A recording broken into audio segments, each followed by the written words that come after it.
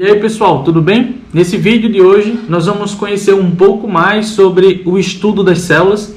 Nas nossas últimas aulas a respeito desse tema, nós vimos a membrana plasmática e os transportes que acontecem através da membrana. Nós vimos que a membrana plasmática era constituída de fosfolipídios e também de proteínas, além disso de outras moléculas orgânicas. A gente viu que substâncias podem atravessar a membrana com gasto energético e sem gasto energético. E se a gente for estudar um pouquinho mais o interior das células, nós vamos entrar no citoplasma. O citoplasma das células ele é constituído de uma grande quantidade de substâncias orgânicas dissolvidas, além de água, o principal componente inorgânico.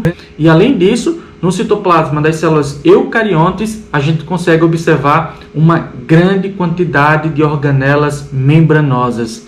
Cada organela deve apresentar uma forma e uma função específica que auxilia na homeostasia do ambiente celular. Nas células procarióticas, como você consegue observar na imagem, a gente não observa essa estrutura tão complexa comparado com as células eucariontes. O citoplasma das células procariontes, como em bactérias, a gente consegue ver apenas os ribossomos, que sintetizam as proteínas, e também o material genético dessas células. Em organismos eucariontes, as organelas elas são inúmeras, e dentre elas a gente poderia citar o retículo endoplasmático, o complexo de Golgi, os lisossomos, as mitocôndrias, os centríolos, os peroxissomos e, além disso, os cloroplastos que estão presentes nas células vegetais, dentre outras organelas. Ao longo de uma série de vídeos sobre o citoplasma, nós vamos estudar essas organelas uma a uma. Na aula de hoje, vocês vão compreender um pouco mais sobre o complexo de Golgi e sobre o retículo endoplasmático.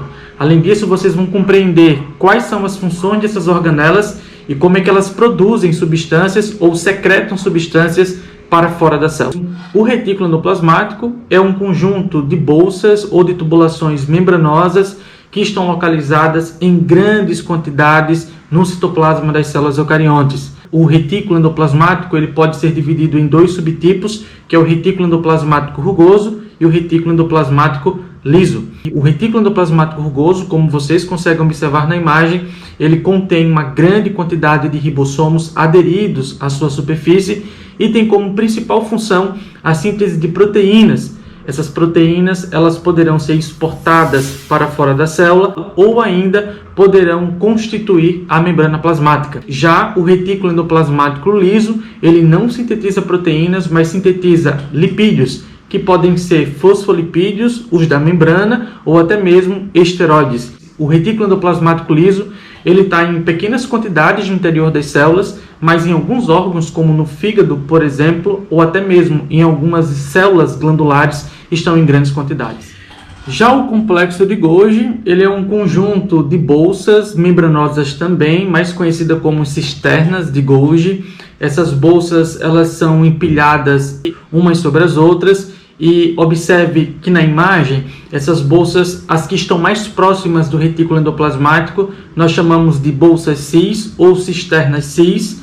As que estão mais próximas da membrana plasmática, nós chamamos de cisternas trans. E entre as cisternas trans e as cisternas cis, a gente encontra as cisternas intermediárias. E a função do complexo de Golgi é no armazenamento e também secreção de substâncias que foram produzidas pelo retículo endoplasmático rugoso, principalmente pelos ribossomos que produziram as proteínas que estão aderidos à superfície desse retículo.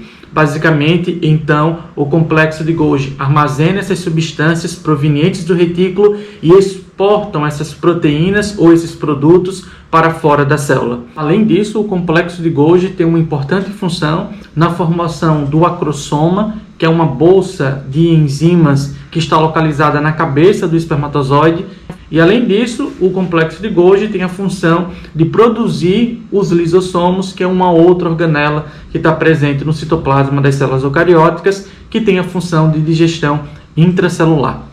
Então, na aula de hoje é apenas isso. Vocês compreenderam a função de duas organelas importantes das células eucarióticas, o complexo de Golgi e o retículo endoplasmático.